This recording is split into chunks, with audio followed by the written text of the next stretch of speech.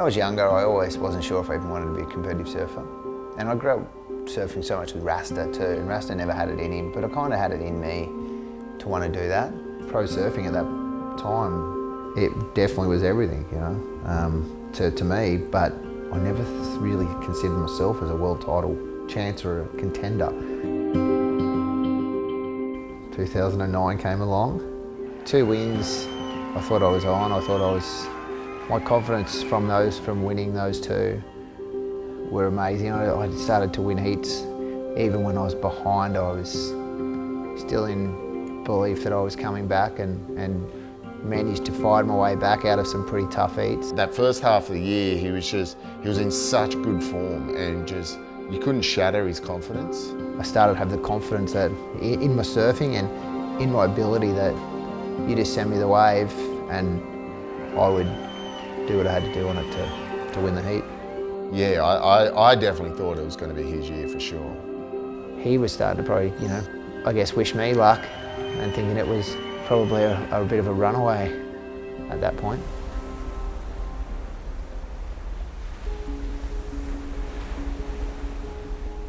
I did a couple of airs before in the session, and I really got a couple of really nice rotations.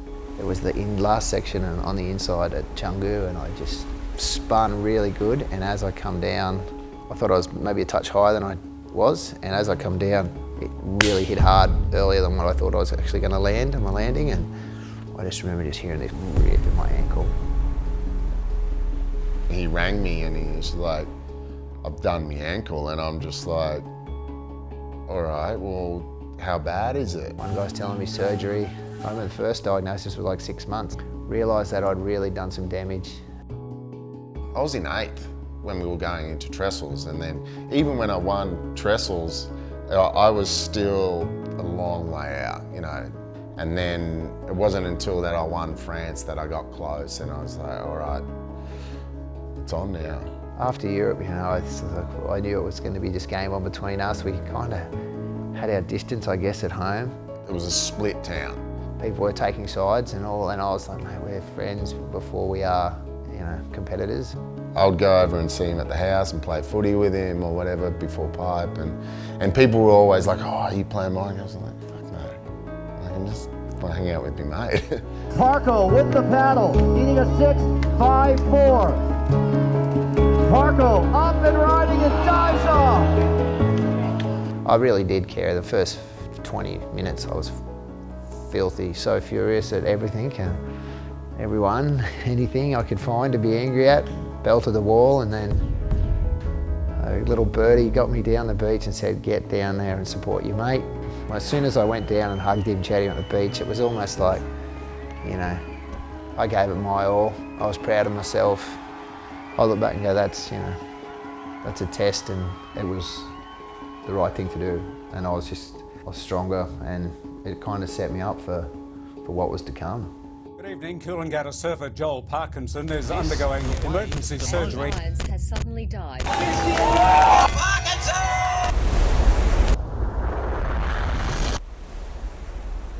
You know, I look back now and I think about, it almost felt like you get over one thing and another thing would hit you. 2011 in New York, I was having dinner with JS and his wife Renee, and I was just seriously like going, I'm over it, I'm done. It kind of gave me a sense of like, I don't know, like a bit of a letting go. I went to Hawaii and I really enjoyed just surfing in Hawaii, and I just let it go, and it kind of just started to feel natural, and that was it. I fell back in love with competing. Trained hard and got ready, and 2012, you know, I guess all the bumps along the road had really lined me up to know what to do and what not to do. Up in the barrel, can he come out? And he does! Yeah, Parko, good luck, buddy. Going into the final day, or that morning, there was the biggest, crazy, like meteorite shower, and Freddie P was just paddling out a pipe. I was in the yard with my board and I'm about to run down. It was just cracking light, and this went over pipe like this 3 or 4 sparkles, like, and I remember just going, wow, that's insane.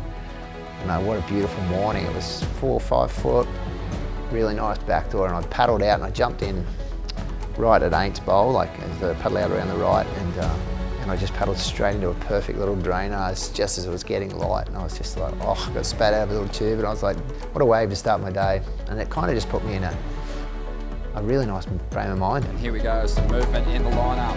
Here he is, Joel Parkinson, finding his way out of the barrel. Being up against Kelly at Pipe, all coming down to one day, I was so calm, I was so relaxed. I mean, there was so much chaos around me. I could feel tension in other people, but it wasn't affecting me. I was in Joel's yard all day. Yeah, I had stitches in my foot and I was just sitting there just watching all day. I didn't move, and I actually just sat by myself. I was too nervous to talk to anyone. I felt it even myself, just because I'd seen the heartache he'd been through. It was something he wanted so bad, and he'd been so fucking close so many times. I just thought, he's got it. Like I wouldn't even let myself think that it wasn't going to happen.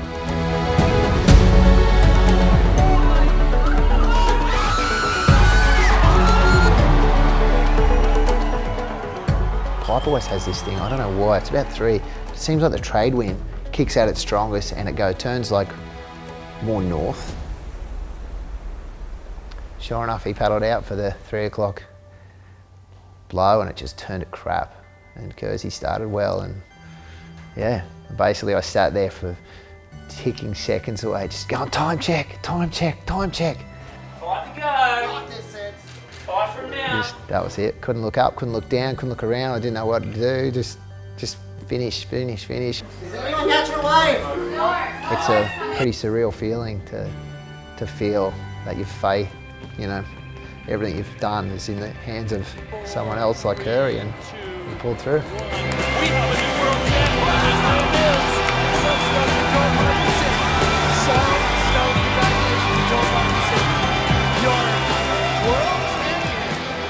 And next thing you know, I had to go out, and I said to Kersey, mate, I owe you anything in the world, thank you so much. He's like, let me win this final, and I went, mate, no chance.